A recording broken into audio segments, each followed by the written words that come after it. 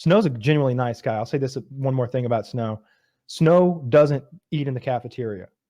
He goes to the cafeteria and he gets a meal for the old man, and he gives that meal to him. He only gets one meal, and he gives that meal to this old man who can't make it to the cafeteria, and nobody else is going to bring him any food. And then he cooks for himself, and he would offer me food every day. And he's a good cook. He would make breakfast burritos. He would steal eggs out of the kitchen and onions out of the kitchen, and it would be like a tortilla with refried beans, Spam, scrambled eggs, and onions. It was good. It was fucking, it was actually, I mean, I don't love Spam, but like in prison, it's like, hell yeah, give me some more of that. He made me a nacho bowl the last weekend I was there. We'd been talking about it for a month and a half. He's like, yeah, I'm going to make you a nacho bowl on the last week, because he knew I was on a diet. And he just get this big bowl of like Doritos and chips with tortilla, with refried beans and chili and also like steak. He made carne asada in prison in a microwave. It was absurd. Nice guy. Is Snow the one you offered your radio to? Is that how? No, that's a black guy. I honestly don't know the black guy. That was the dreadlock guy. Yeah, dreadlock guy. When I finally gave him that radio day before yesterday, I told him, I'll give it to you on the night I'm about to leave. I gave him the radio. He couldn't believe I had actually fulfilled my promise. He was like, may God bless you and all your future endeavors. For $100 radio. He's like holding my hand, like I'm shaking his hand. May God bless you and all your future endeavors, young man. Folks in here, really they say one thing. They say one thing and they do another, and you are honest man, and I appreciate that, because that's a rare thing in the world, and that's damn rare in this lockup right here. Thank you, young man. And I was like, I guess I'm an honest guy, man. I've intended on giving you this radio the whole time. It was my idea. Like, I don't want this radio. But I'm just like, yeah, man, you enjoy. Did you have other things to give out? Like maybe I gave shit out to everybody. Clothes. Yeah. Greg, my cellmate, he got my cup, my reading light, my dishware, my Tupperware, my knives and forks, and my shampoo. Snow, he got all my condiments, my mayonnaise, my ketchup, my mustard, my sriracha sauce, my spicy Asian sauce, like all my condiments and stuff that was actually kind of valuable. Little things that I just passed out to random people. Oh, here's some extra earbuds. Here's a crossword book. Anybody who needed a thing. And did you ever go to the commissary with the purpose of buying things to hand out and kind of ingratiate yourself to the population there, where you're like, max for, hey, 10 of you, each of you get 5 max? Yeah, no, but I was going to do that on the last day, but it wasn't my dormitory's day to shop, and they wouldn't let me shop. And I was like, I'm leaving tomorrow. Just let me shop. I'll go last. I'll be last in line. He's like, no. I'm like, all right, well, fuck you, you piece of shit.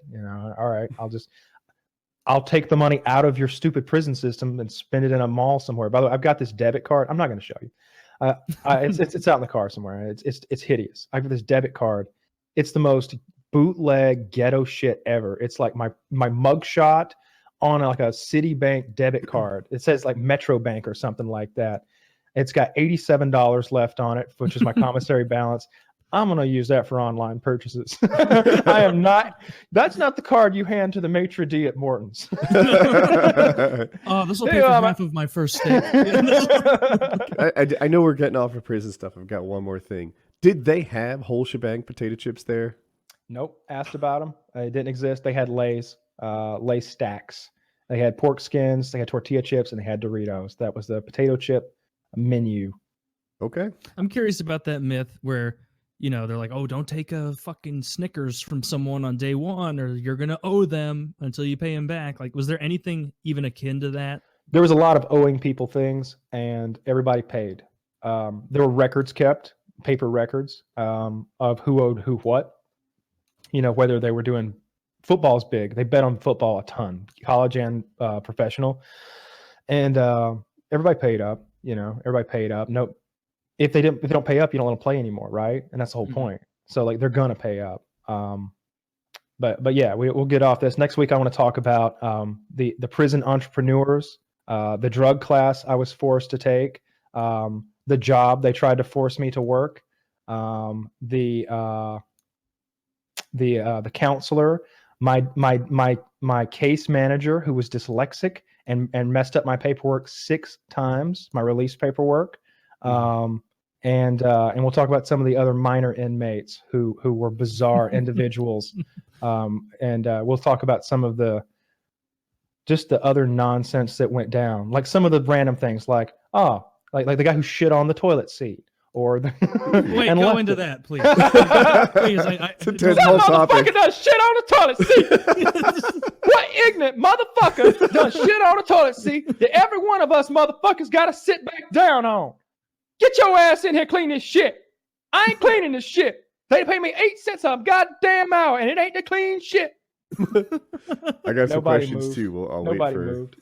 Just a good time. spraying shit all over Just a lay the prison t- bathroom. That's Somebody risky. goes, which toilet was it? What fucking difference does it make? I like to use 3. Is that what he said? That's a good answer. Yeah. I like to use 3 too. It was all the way in the back, you know. You didn't have to sit between 2 people. I like spray to under the- use 3. I'm like, touche. I'm sure that's what he replied. I'm Man, gonna shit on 3 then. It's so funny because Woody and I and every guest we've talked to while you've been gone, they'll be like, we'll bring up like, yeah, thanks for coming on the 2 guest show because Kyle's in prison. They're like, oh fuck, really? Like for real this time? And we're like, yeah. They're like, God damn. We're like, no, it's fine. He's having a fine time just reading Harry Potter and napping. And it does not sound like that was the case at all. No, it was pretty. It was a lot of nonsense going on. I told somebody this yesterday. I was like, certainly wasn't Oz. Okay, I'm not trying to say that, but it certainly wasn't summer camp either, which was how it had been painted by some people. Yeah. As soon as I got there, the guard who took me from medium over to the camp, she was like, "Don't let anybody pressure you," and I was like, "The fuck do you mean?" Yeah, what? It means don't let anybody pressure you to suck their dick. Oh, Or something like that. okay, thank you. And so immediately I'm like, fuck it, this is for real, huh? She's giving me like, and it's not a dude who might joke around. It's this woman she's a counselor there. Counselors are like, it's not like a guidance counselor. She's like running a dorm. One of the dorms is her to look over, and like the prisoners are her charge. She's like a sergeant in the army, kind of between an officer and a grunt. Yeah, like an If the NC. guards are grunts, the counselors are sergeants, and then there's like captains who are over the whole thing, and unit managers, and then there's the warden, and then there's a whole chain of command in the Federal Bureau of Prisons. But yeah, next week will be interesting. I'll get into some of the nitty gritty nonsense. You started one of my questions, so let's finish. The summer camp thing. Were you intentionally playing down your expectations for this, or were you just off target? No, I was intentionally playing it down. I do that with everything. Whenever, I feel like if you as a coping strategy or a social one? No, as an internet strategy. I feel like anytime that you talk about what actually bothers you or something like that, you're exposing a weakness to a lot of people that like to hurt you. You know, there's plenty. So you know, you're opening a wound for them to pick at if you do that. If you're like, oh, I'm really worried about this, I'm really worried about that. Well, now they've got something to pick on you about or something to go after. So I've always had, stuck with the mantra of, you can't get blood from a stone, right? Just just always stuck by that, and I always will. There's no. Some people you're like, well, I know what gets his goat, and I just try to avoid that. But yeah, going in, I was. I don't know what my expectations were. I suppose my expectations were across the spectrum. I was like, it could be this bad or it could be this good. It could be fucking fun and good times, or it could be a nightmare. So, but one way or the other, it's 2 months, and I'm gonna survive it, and I'll just do it. Every day. It was such a weird coincidence, Woody.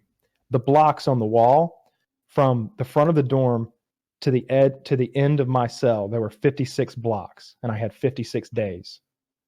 And so when I first got there, I counted them just because I'm laying there with nothing to do. And I'm like, holy shit, that's how many days there are. It's this panning, head-turning motion of counting all the blocks. And I was like, that is an impossible amount of blocks. Not 56 blocks, of course, not impossible, not quite.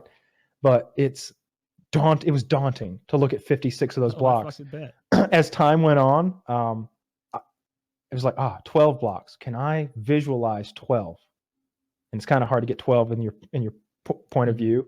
Yeah, that's 12. I can see the amount of blocks right there in front of me. And then just every time, 6, 4, 2, 1. And 1, it was like, you're in trouble. Yes. I'm grinding you 55 down. friends. You see what I did to the rest of them? I'm grinding you down tomorrow. I'm going to sleep so long. You got out Dude, early. one of the big takeaways for this 2 months, is 28 days No, each. well, 56 I'm not days. saying it right. You got early in the morning. I was surprised. I knew that your release date was Thursday, and I Yes. got a text at like 8 a.m. or something, that you were outside. Yeah. My release date, I could have gotten out a little bit earlier than that. Kitty got there at like 8:15, 8:20, and I was good to go by 7:45, I guess, something like that. You get there at noon, and that day still counts. And then you leave there in the morning, and that day still counts. It's nice. So yeah, it's nice. Of course, Oh. it's a pretty big percentage for someone only doing 2 fucking months. Mhm. But for a guy doing 10 years, he's like, oh gee, you let me out at 8 a.m. Wow, thanks, boys. It would have been nice to get out in the 90s, though. Yeah, it's like both my parents died while I was in here. It's all like, I don't know, like that last day might present a hazard, right? People might think in a weird way, like, get them outside. Not you're in for 2 months, but if someone did 8 years, there's no reason to keep them waiting around till 4 p.m. It might freak them. It might mess with them. Yeah. Snow is the cool guy of the last 8 weeks. Yeah, I'm